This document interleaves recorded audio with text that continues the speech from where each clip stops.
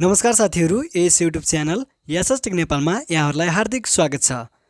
विभिन्न टेक्नोलोजी सम्बन्धी जानकारीमूलक भिडियोहरू यहाँहरूले चाहिँ निरन्तर रूपमा यस युट्युब च्यानल Sh.Tech नेपाल मार्फत हेर्दै र सिक्दै आउनुभएको छ र आज पनि तपाईहरु सामु एउटा विशेष जानकारीमूलक भिडियो लिएर चाहिँ उपस्थित भएको छु। र साथीहरू, आजको यस भिडियो पनि तपाईको लागि एकदमै विशेष रहनेछ, किनभने आजको यस भिडियोमा चाहिँ मैले तपाईहरुलाई हामीले चाहिँ घरमै बसी अनलाइनबाट ब्रोकर अकाउन्ट कसरी बनाउन सकिन्छ भनेर आजको यस भिडियोमा तपाईहरुलाई एकदमै डिटेलमा जानकारी दिनेछौं। साथीहरू, हाल जसरी चाहिँ आईपीओ भर्नेको संख्या बढिरहेको छ, त्यसैगरी नै दोस्रो बजारमा कारोबार गर्न चाहनेहरुको संख्या पनि एकदमै बढ्दै गएको छ। तर दोस्रो बजारमा चाहिँ पस्नका लागि के गर्नुपर्छ भन्ने बारेमा चाहिँ धेरैलाई थाहा छैन र अरूलाई चाहिँ सोधिरहेका हुन्छन्। कतिपयले त निशुल्क बन्ने ब्रोकर खाता पनि पैसा तिरेर अरू मार्फत बनाउँदै आएका छन्।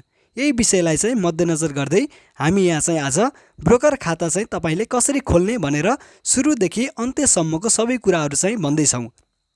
आफ्नो खाता चाहिँ अरूलाई बनाउन दिँदा आफ्नो सम्पूर्ण विवरण उक्त व्यक्तिसँग हुने हुँदा यो सुरक्षित हुँदैन।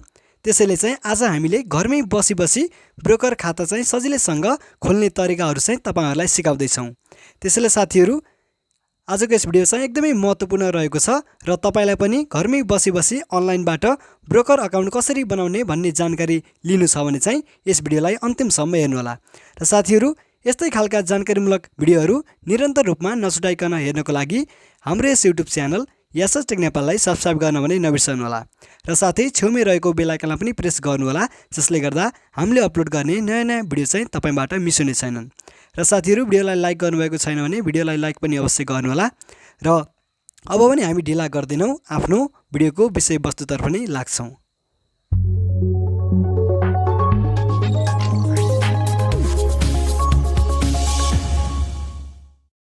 साथीहरू, अब भने हामी जान्ने छौं हामीले चाहिँ घरमै बसी अनलाइनबाट ब्रोकर अकाउन्ट कसरी बनाउन सकिन्छ त। साथीहरू, त्यसको लागि चाहिँ मैले तपाईहरुलाई आफ्नो ल्यापटप स्क्रिन शेयर गरेको छु, जसले गर्दा चाहिँ तपाईलाई ब्रोकर अकाउन्ट अनलाइनबाट बनाउनको लागि चाहिँ कुनै पनि समस्या हुँदैन, किनभने मैले तपाईहरुलाई सम्पूर्ण जानकारी सम्पूर्ण विवरणहरू चाहिँ मैले तपाईहरुलाई यस स्क्रिनमा शेयर गर्दै तपाईहरुलाई बताउँछु। साथीहरू, ब्रोकर खाता चाहिँ खोल्नको लागि आफूले चाहिँ कुनै एउटा चाहिँ ब्रोकर छान्नुपर्ने हुन्छ। ब्रोकर छानिसकेपछि चाहिँ ब्रोकरको लिंकमा गएर न्यू रजिस्ट्रेसनमा चाहिँ क्लिक गर्नुपर्ने हुन्छ। जस्तै उदाहरणको लागि tms100.nepse tms.com.np/login मा गयो भने यो चाहिँ 100 ब्रोकर नम्बर जुन रहेको छ त्यस ब्रोकर नम्बरमा चाहिँ रजिस्ट्रेसन हुन्छ र तपाईले चाहिँ यस 100 को ठाउँमा चाहिँ तपाईले आफूले खाता खोल्न चाहेको चाहिँ ब्रोकरको नम्बर राख्न सक्नुहुन्छ। जस्तै मैले चाहिँ tms100.nepse tms.com.np/login राखेको छु। तपाईले चाहिँ यस 100 को ठाउँमा चाहिँ तपाईले आफूले खाता खोल्न चाहेको ब्रोकरको चाहिँ नम्बर राख्न सक्नुहुन्छ। र साथीहरू, त्यसपछि चाहिँ तपाईले 8 वटा प्रक्रिया तपाईले पूरा गर्नुपर्ने हुन्छ, जसमा रहेको छ जेनरल डिटेल र यसैगरी इन्डिभिजुअल डिटेल र यसैगरी बैंक डिटेल र डिपोजिटरी डिटेल र मनी लन्डरिङ प्रिभेन्सन र यसैगरी डकुमेन्ट अपलोड र युजर एग्रिमेन्ट। र यी सम्पूर्ण विवरणहरू चाहिँ तपाईले फिलअप गरिसकेपछि लास्टमा चाहिँ युजर एग्रिमेन्ट गरिसकेपछि चाहिँ तपाईले आफ्नो एप्लिकेसन चाहिँ सबमिट गरेर सजिलैसँग अनलाइनको थ्रु चाहिँ ब्रोकर अकाउन्ट चाहिँ बनाउन सक्नुहुन्छ। सुरुमा हेरौं जेनरल डिटेल भित्र हामीले के फिलअप गर्नुपर्ने हुन्छ। र जेनरल डिटेलमा चाहिँ तपाईको इमेल एड्रेस, फोन नम्बर, पान नम्बर लगायत चाहिँ विवरणहरू चाहिँ तपाईले यस जेनरल डिटेल भित्र चाहिँ भर्नुपर्ने हुन्छ। र क्लाइन्ट टाइपमा चाहिँ तपाईले इन्डिभिजुअल छान्नु होला। त्यसपछि चाहिँ आफूले रोजेको ब्रोकरको 2 वटा शाखा भएमा चाहिँ आफूले खाता खोल्न चाहेको शाखा चाहिँ तपाईले रोज्नु होला। र यसमा चाहिँ पान नम्बर भने अनिवार्य छैन। यदि तपाईलाई चाहिँ आफूले तिरेको कर आफ्नो नामबाट जाओस् भन्ने चाहनुहुन्छ भने पान नम्बर चाहिँ तपाईले हाल्नुपर्ने हुन्छ। र यति गरिसकेपछि तपाईले चाहिँ जेनरल डिटेलमा फिलअप गर्नुपर्ने सम्पूर्ण विवरणहरू चाहिँ तपाईले फिलअप गरिसकेपछि तपाईले चाहिँ नेक्स्ट गरिदिनु होला।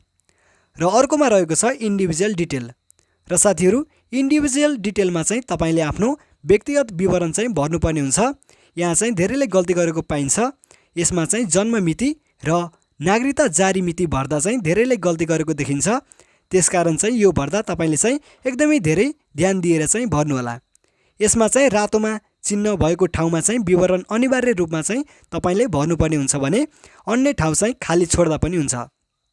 र यसरी इन्डिभिजुअल डिटेलमा पनि आवश्यक जानकारीहरू सबै उपलब्ध गराइसकेपछि तपाईले चाहिँ सजिलैसँग आफूले चाहिँ विवरण चाहिँ जे जति तपाईलाई चाहिँ इन्डिभिजुअल डिटेलमा मागेको छ ती सम्पूर्ण विवरणहरू चाहिँ तपाईले फिलअप गरिसकेपछि त्यसमा पनि तपाईले नेक्स्ट गरिदिनु होला।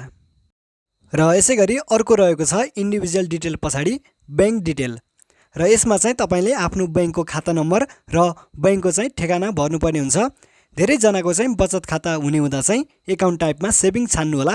यदि तपाईको चाहिँ एकाउन्ट टाइप चाहिँ अरु छ जस्तै करेन्ट अथवा अरु कुनै छ भने चाहिँ तपाईले एकाउन्ट टाइपमा चाहिँ जे छ त्यही नै छान्नु होला। नत्र भने लगभग धेरै जनाको चाहिँ एकाउन्ट टाइप चाहिँ सेभिङ हुन्छ र तपाईको पनि सेभिङ छ भने तपाईले सेभिङ छान्नु होला र अन्य भएमा चाहिँ तपाईले अरु नै छान्नु होला। र यसैगरी ब्रान्चमा चाहिँ आफ्नो खाता कुन शाखामा छ त्यो चाहिँ छान्नु होला र यति गरिसकेपछि बैंक डिटेलको विवरण पनि पुरा हुन्छ र त्यसपछि चाहिँ तपाईले नेक्स्ट गरिदिनु होला। र यसैगरी अर्को रहेको छ डिपोजिटरी डिटेल र यसमा चाहिँ तपाईले आफ्नो 16 अङ्कको चाहिँ बैंक तथा ब्रोकरले चाहिँ उपलब्ध गराएको डिपी अथवा बीयूआईडी नम्बर चाहिँ भर्नुपर्ने हुन्छ।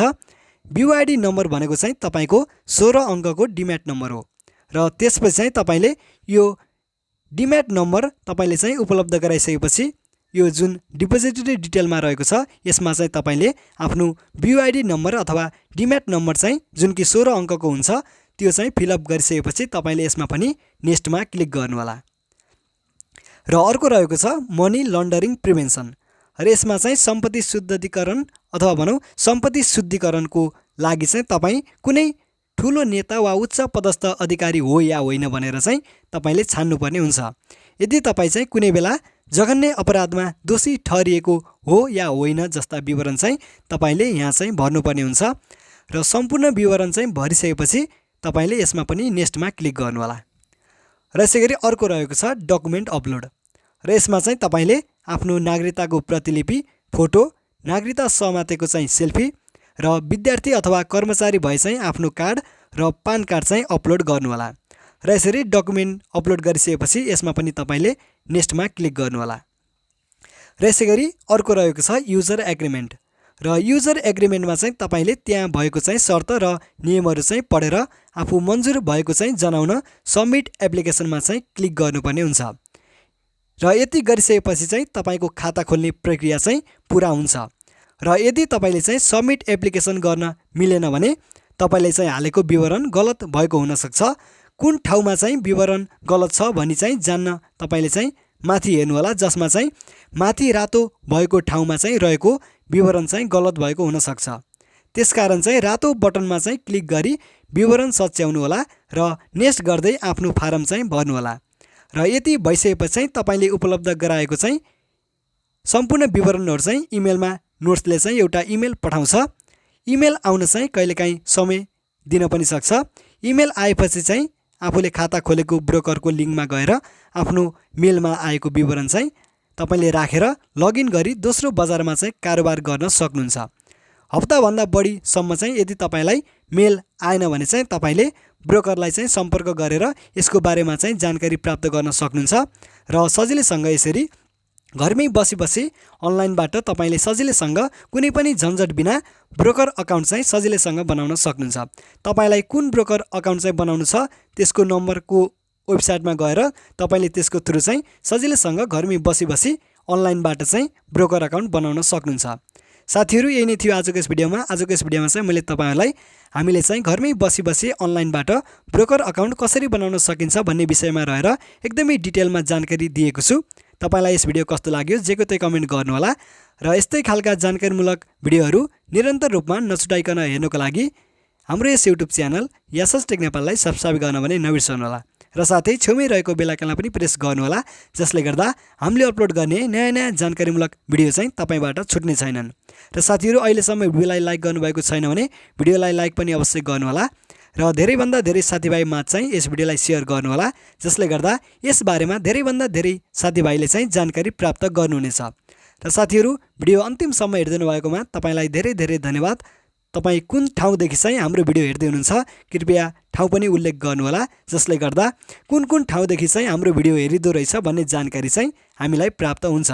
साथीहरु तपाईको समय शुभ रहोस्। नमस्ते।